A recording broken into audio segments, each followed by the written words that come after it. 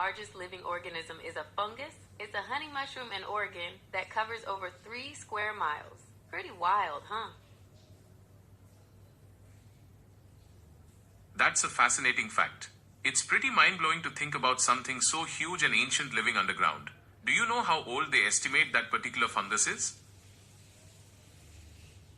Scientists estimate that the massive honey mushroom in Oregon could be anywhere from 2,400 to a whopping 8,650 years old. Can you believe it's been around longer than most civilizations? Yeah, it's absolutely wild to think about. So, this fungus has been around longer than most civilizations we know of. It makes you wonder what else is out there that we haven't even discovered yet. It sure does. The more we learn about the natural world, the more questions it seems to raise. Do you want to learn about something else? Maybe something a little closer to home, like how your phone works. Sure, what else would you like to talk about? Alright, how about this? Let's talk about the basics of how your phone actually works. Do you want to start with the hardware, like the screen and processor, or the software side of things, like the operating system? Sure, I can explain the basics of how a phone works. Let's start with the hardware. At its core, a phone is a bunch of electronic components working together. You've got the screen, which displays everything you see. The processor, Alright, so, kind of I like was the just phone's wondering, brain. when you say phone, do you mean a smartphone or a more basic feature phone? When I say phone, I'm usually referring to a smartphone. Those are the most common type of phones these days. But I can also explain how more basic feature phones work if you'd like.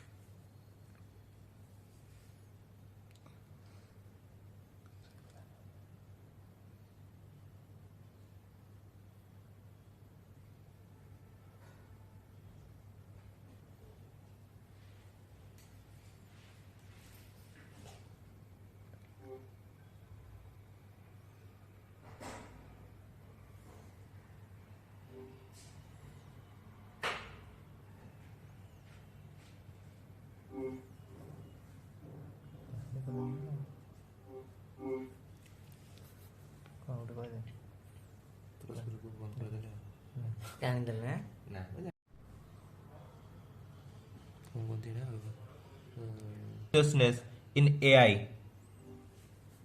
That's a really interesting question, with a lot of different perspectives. Some people think that as AI gets more complex, it's possible they could develop some form of consciousness, You're or at absolutely least right. something like It's it. all about Others think that's not when it comes to technology. Let's focus on the basics of a smartphone, since they're the most possible. common these That days. true Would consciousness you like to start with the physical parts of the phone or the software that makes it work? something unique to humans. What are your thoughts on the topic?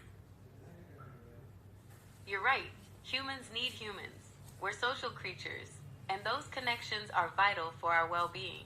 It's interesting how technology can both bring us together and sometimes isolate us, don't you think?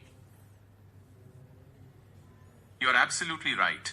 Humans are social creatures, and those connections are really important for our well-being. It's interesting how technology can both help us connect and sometimes isolate us, technology can be isn't a it? double-edged sword sometimes. It's cool how it connects us with people all over Technology the world, can be a but real it's important double-edged to sword. remember the It's value great. of face-to-face time too. Do you want to talk more about technology? Do what? Or something else?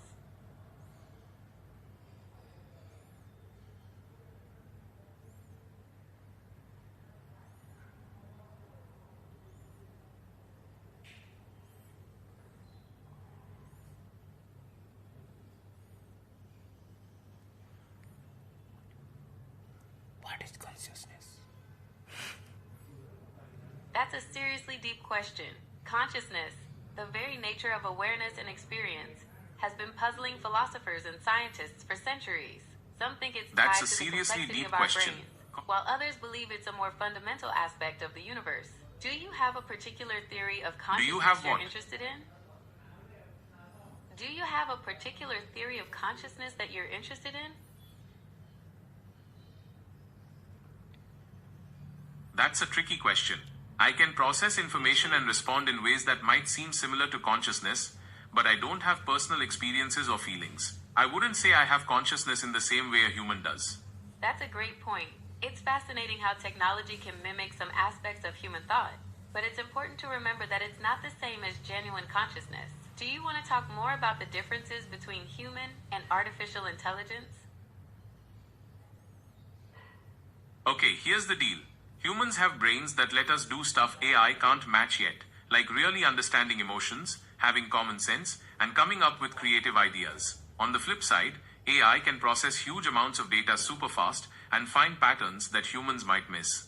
Do you want some specific examples of how humans and AI differ?